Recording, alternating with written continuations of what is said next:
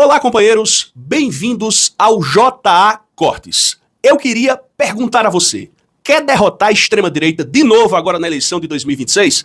Então vamos fortalecer a nossa comunidade. Se inscreva no canal e ative o sininho das notificações. Dado o recado, vamos para mais um vídeo.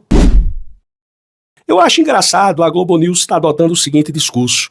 A divergência do Fux demonstra que na Suprema Corte não há ditadura da toga, tá tudo normal, tá tudo ok. Ele deu o que o Bolsonaro pediu, o Bolsonaro queria um voto assim, para a defesa agora vai encontrar brechas no próprio Supremo. O discurso da Globo mais ou menos é esse. E um camarada como Merval Pereira, que já deveria estar em casa, não deveria mais estar na Globo News, conversando lorota e apoiando uma divergência maluca dessas de um ministro do Supremo Tribunal Federal. Engraçado, sabe o que acontece muito em Brasília? Briga de egos. O ministro que eu me refiro, o Fux, talvez não seja procurado. Aí fica com aquela invejazinha, né?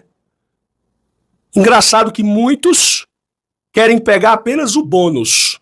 Eu duvido, o Fux aguentar o ônus da parada que foi o inquérito das fake news aberto pelo então presidente Toffoli para conter as ameaças que os magistrados da Suprema Corte sofriam.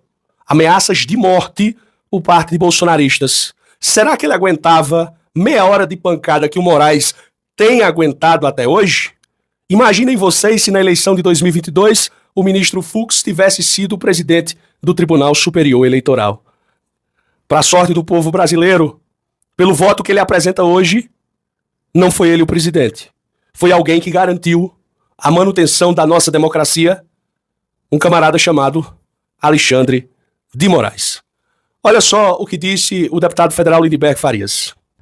Gente, eu estou aqui no Supremo e estou acompanhando o voto do ministro Fux. Gente, eu nunca vi tanta contradição, tanta incoerência. E é engraçado, né? Porque ele votou pela condenação de mais de 400 pessoas por esses mesmos crimes. Aquelas pessoas que participaram do 8 de janeiro. Agora, na hora de julgar os cabeças, Jair Bolsonaro, muda tudo.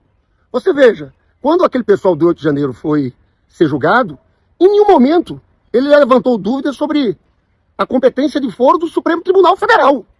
Em nenhum momento. Agora, ele pede nulidade justamente por isso. Eu quero chamar a atenção também que, na hora do recebimento dessa denúncia, contra essa turma que está aqui, contra Jair Bolsonaro, ele também não questionou o foro do Supremo Tribunal Federal. Mas tem mais. Ele chegou a falar do caso do Lula, ele citou lá o caso do Lula, né? No caso do Lula, teve um questionamento sobre aquele juízo natural estar em Curitiba. E ele argumenta isso, só que ele votou contra.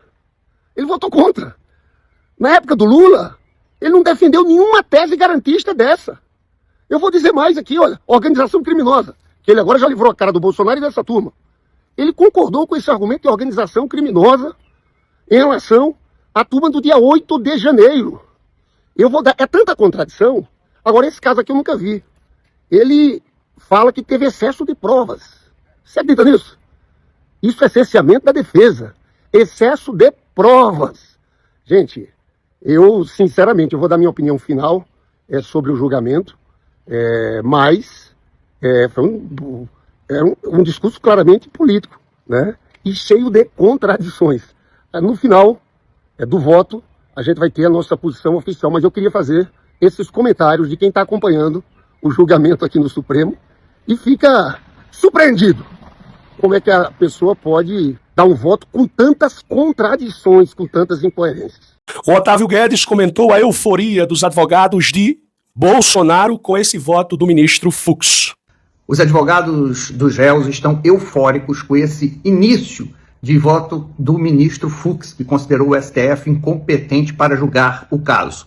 Eles vão dizer que Fux é o único juiz independente, já que Dino foi ministro do Lula, Zanin foi advogado do Lula, o Alexandre de Moraes eles consideram inimigo de Bolsonaro. Essa retórica que eles apresentaram, inclusive, durante todo o processo.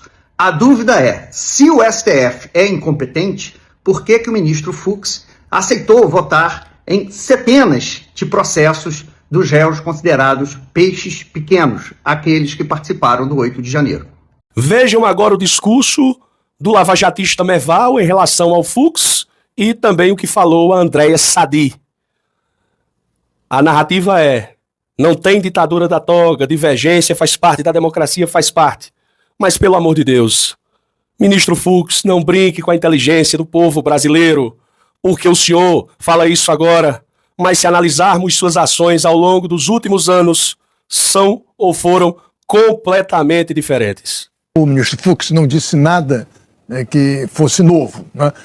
As defesas todas alegaram deram todos esses argumentos que ele deu, e muita gente na opinião pública acha também igual. E não precisa ser bolsonarista por achar igual. Melhor exemplo, eu estava conversando agora com um dos principais aliados do ex-presidente Bolsonaro. A divergência do ministro Fux é o melhor exemplo de que as instituições estão funcionando. Acho que esse é o recado. Que bom que tem divergência, que bom que tem debate. Então, assim, a gente fala isso aqui o tempo todo no Estúdio I. Muito seria estranho se de fato você tivesse sempre unanimidade para um lado ou para o outro. E aí, gostou? Se gostou, eu quero pedir encarecidamente para que você possa dar o like, comentar, compartilhar. E mais uma vez, a importância da tua inscrição. Lembrando que este canal, o JA Cortes, é uma extensão do meu canal principal, o canal do João Antônio Clique Política. Lá nós temos vídeos mais extensos. Neste canal, nós divulgamos, em média, 4 a 5 vídeos por dia de conteúdos que são extraídos do nosso canal principal. É muito importante a tua interação e a tua inscrição. Companheiros e companheiras, um forte abraço a todos. A luta continua e até uma outra oportunidade.